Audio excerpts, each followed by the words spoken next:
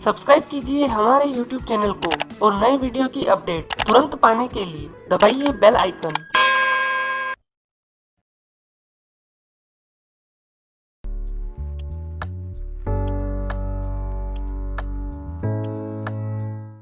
Price action trading course के दूसरे episode में आप सभी का स्वागत है। यह वीडियो इस बात पर ध्यान केंद्रित करेगा कि बाजार में प्राइस कैसे चलता है या कुछ बड़े खिलाड़ियों द्वारा एक विशेष तरीके से कीमतों को कैसे मूव किया जाता है। आपने लोगों को यह कहते हुए सुना होगा कि history repeats itself, price memory आदि। उनका मतलब यह है कि कीमत एक विशिष्ट तरीके से बार बार कैसे चलती है। सवाल यह है कि स्टॉक की प्राइस ऊपर या नीचे क्यों जाती है। इस प्रश्न के अलग अलग उत्तर हो सकते हैं, जैसे कि यह कुछ अच्छी या बुरी खबर हो सकती है, या सरकार कुछ बिल पारित कर सकती है, आरबीआई द्वारा एक नई पॉलिसी, कुछ कानूनी मुद्दे आदि हो सकती है। लेकिन इस सब के केंद्र में एक चीज जो बाजार में हलचल मचाती है वह है कंपनी की अर्निंग्स। भले ही किसी खास स्टॉक से जुड़ी कोई बहुत बुरी खबर सामने आई हो, लेकिन इसका कंपनी की अर्निंग्स पर कोई सीधा असर न हो, तो स्टॉक में कुछ समय के लिए टेम्पररी करेक्शन हो सकता है, लेकिन अंततः यह ठीक हो जाएगा। दूसरी ओर वोडाफोन आइडिया, येस बैंक जैसे स्टॉक उन खबरों के शिकार हैं जिन्होंने सीधे स्टॉक की अर्निंग्स को प्रभावित किया, जिसके परिणामस्वरूप उनकी क्रैश हुई।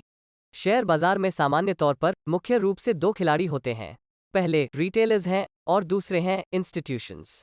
बाजारों में 90% या अधिक ट्रेडिंग इंस्टीट्यूशंस द्वारा किया जाता है, जिसका अर्थ है कि बाजार केवल इंस्टीट्यूशंस का एक संग्रह है।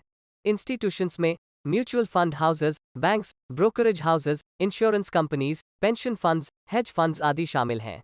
ये कंपनियां बाजार की अधिकांश वॉल्यूम्स के लिए जिम्मेदार हैं और वे ज्यादातर स्टॉक के फंडामेंटल्स पर व्यापार करते हैं। आजकल वे ट्रेडिंग के एल्गोरिथमिक साइड पर अधिक ध्यान केंद्रित करते हैं। मेरे कहने का मतलब यह है कि इंस्टीट्यूशनल ट्रेडिंग डेली और वीकली चार्ट्स पर बाजार की दिशा को नियंत्रित करता है, और बहुत सारे बड़े इंट्राडे प्राइस मूव्स या प्राइस स्विंग्स को इंस्टीट्यूशंस द्वारा नियंत्रित किया जाता है। लगभग ये सभी इंस्टीट्यूशंस लाभदायक हैं। इंस्टीट्यूशंस को आमतौर पर स्मार्ट मनी माना जाता है, जिसका अर्थ है कि वे ट्रेडिंग से भारी मुनाफा कमाने के लिए पर्याप्त हैं और वे हर दिन बड़ी वॉल्यूम्स में ट्रेडिंग करते हैं। कोई भी ट्रेड तब तक नहीं हो सकता जब कोई इंस्टीट्यूशन ट्रेड का एक पक्ष लेने को तैयार न हो और दूसरी इंस्टीट्यूशन दूसरे पक्ष को लेने को तैयार न हो। रिटेलर्स द्वारा किए गए छोटे वॉल्यूम वाले ट्रेड्स तभी हो सकते हैं जब कोई इंस्टीट्यूशन उसी ट्रेड को लेने के लिए तैयार हो। चलो मैं समझाता हूँ।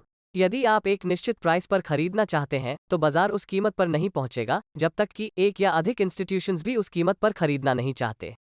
इसी तरह आप किसी भी कीमत पर तब तक नहीं बेच सकते जब तक कि एक या अधिक इंस्टीट्यूशंस वहां बेचने को तैयार न हो, क्योंकि बाजार केवल उस प्राइस पर जाएगा जहां इंस्टीट्यूशंस खरीदने को तैयार हैं और अन्य इंस्टीट्यूशंस बेचने को तैयार हैं। अधिकांश व्यक्तिगत ट्रेडर्स या रिटेलर्स के पास बाजार को मूव करने की कोई क्षमता नहीं है। बाजार केवल एक विशेष प्राइस लेवल तक पहुंचेगा जब एक या एक से अधिक इंस्टीट्यूशंस का मानना है कि वहां बेचने के लिए फाइनेंशियल रूप से लाभदायक है, और अन्य इंस्टीट्यूशंस का मानना है कि उस स्तर पर खरीदना लाभदायक है। बिल्कुल सीधी बात है। बाजार में हर टिक पर इंस्टीट्यूशंस खरीद रही हैं और दूसरी इंस्टीट्यूशंस बेच रही हैं, और उन सभी के पास मजबूत सिस्टम्स हैं जो उन ट्रेडों को एग्जीक्यूट करके पैसा कमाएंगी। मुख्य बात जो मैं बताना चाहता हूं वह यह है कि आपको हमेशा अधिकांश इंस्टीट्यूशंस की दिशा में ट्रेड करना चाहिए, या जैसा कि पेशेवर कहते हैं, इंस्टीट्यूशंस के फुटप्रिंट्स को ट्रैक करें, क्योंकि वे नियंत्रित करते हैं कि बाजार कहां जा रहा है, या बस इंस्टीट्यूशंस ही बाजार को चलाते हैं। अब एक मामले पर नजर डालते हैं। आपको एक नई ट्रेडिंग स्ट्रैटेजी मिली जो शुरुआत में पैसा बनाती है, लेकिन थोड़ी देर बाद काम करना बंद कर देती है। हम में से कई लोग इस स्थिति से गुजरे होंगे। इस मामले का कारण बहुत सरल है। बाजार हमेशा बदलते रहते हैं। यह कभी स्थिर नहीं होता, बल्कि मार्केट्स हमेशा एक चरण से दूसरे चरण में शिफ्ट होता रहता है। इसका सीधा सा मतलब है कि यदि आप आज एक ट्रेंड ट्रेडिंग स्ट्रैटेजी का उपयोग कर रहे हैं और आप ऐसा करना जारी रखते हैं, तो किसी पॉइंट पर आप रेंज मार्केट में पैसा खो देंगे। इसी तरह यदि आप एक रेंज ट्रेडिंग स्ट्रैटेजी का उपयोग कर रहे हैं और आप कुछ समय के लिए ऐसा करना जारी रखते हैं, तो किसी पॉइंट पर आप ट्रेंडिंग मार्केट में पैसा खो देंगे। ट्रेडिंग सिस्टम्स की लाभप्रदता साइकिल्स में बदलती प्रतीत होती है।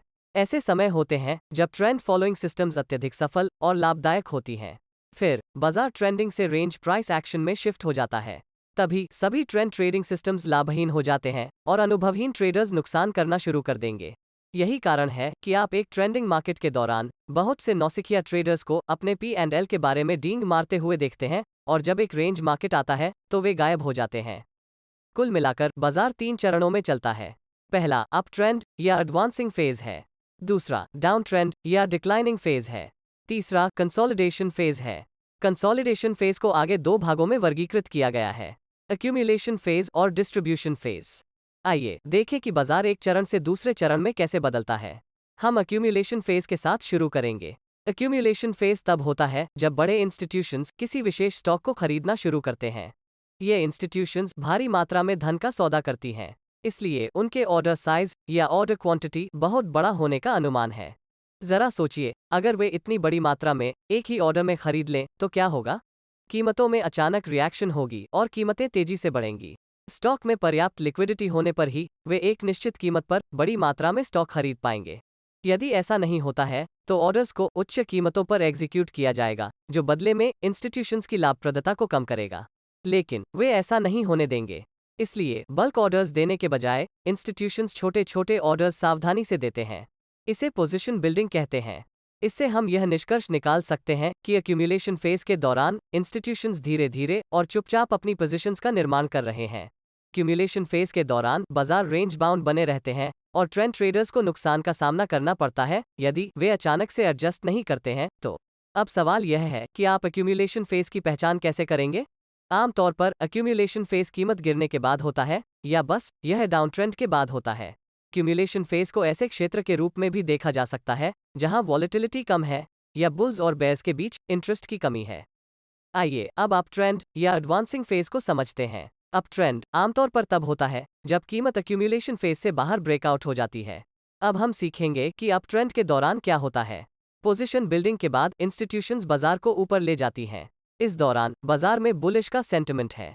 ये इंस्टीट्यूशंस जल्द ही अपने पोजीशंस को क्लोज नहीं करेंगे और न ही अपना प्रॉफिट्स बुक करेंगे। इसका यह मतलब है कि एक अप ट्रेंड महीनों से लेकर सालों तक कहीं भी रह सकता है। यह इस फेज के दौरान है कि ट्रेंड ट्रेडर्स बहुत अधिक लाभ कमा सकेंगे। हम अपकमिंग वीडियो में चर्चा करेंगे कि अप ट्रेंड की पहचान कैसे करें और अप ट्रेंड के दौरान अपने ट्रेड्स को कैसे लें। अभी के लिए हम तीसरे फेज की ओर बढ़ते हैं, जो है डिस्ट्रीब्यूशन फेज। डिस्ट्रीब्यूशन फेज आमतौर पर कीमतों में काफी हद तक वृद्धि के बाद होता है और डिस्ट्रीब्यूशन फेज एक एक्यूमुलेशन फेज की तरह दिखता है जहां बाजार एक रेंज में रहता है। अब हम सीखेंगे कि डिस्ट्रीब्यूशन फेज में क्या होता है। इंस्टीट्यूशंस अपने इनिशियल इन्वेस्टमेंट्स पर लाभ का एक अच्छा हिस्सा बनाने के बाद अपनी पोजीशन को स्क्वायर ऑफ या बेचना या डिस्ट्रीब्यूट करना शुरू कर देते हैं। एक्यूमुलेशन फेज के समान ही इंस्टीट्यूशंस शेयरों को गुप्त रूप से और धीरे धीरे बेचते हैं ताकि कीमत तुरंत न गिरे, जिससे घबराहट की स्थिति पैदा हो। वे अपने पोजीशंस को चुनी हुई कीमतों पर बेचना चाहते हैं। यही कारण है कि डिस्ट्रीब्यूशन फेज भी रेंज बाउंड है। डिस्ट्रीब्यूशन फेज के दौरान ट्रेंड ट्रेडर्स को नुकसान का सामना करना पड़ेगा यदि वे अपनी स्ट्रैटेजी को तुरंत एडजस्ट नहीं करते हैं तो। डिस्ट्रीब्यूशन फेज में कीमतों में आसन गिरावट की घबराहट के कारण वॉलेटिलिटी अधिक हो जाती है। बाजार का अंतिम फेज डाउन ट्रेंड या डिक्लाइनिंग फेज है। डिक्लाइनिंग फेज तब होता है जब कीमत डिस्ट्रीब्यूशन फेज से नीचे टूट जाती है। इस फेज के दौरान सेलिंग प्रेशर अधिक होता है और बाजार का सेंटिमेंट बेयरिश में बदल जाएगी। अधिकांश ट्रेडर्स अपने नुकसान को कम करने की कोशिश करते हैं और जो नहीं करते हैं वे इस उम्मीद में लॉन्ग टर्म के निवेशक बने रहते हैं कि कीमतें वापस आ जाएंगी। बाजारों में घबराहट और भय के कारण वॉलेटिलिटी बहुत अधिक हो जाती है। तो यह ट्रेंड ट्रेडर्स के लिए एक अच्छा समय है जो अच्छा लाभ कमाने के लिए बाजार को शॉर्ट कर सकते हैं। चार्ट में सभी फेजेस इस तरह दिखते हैं और यह ध्यान रखना है कि ये सब फेजेस बार बार साइकिल्स के रूप में प्रकट होते रहते हैं और यदि आप उन्हें जल्दी खोज सकते हैं तो आपके पास बाजार के ऊपर एक एज है और अंत में आप एक उपयुक्त स्ट्रैटेजी का उपयोग कर सकते हैं जो उस स्थिति में काम करती है।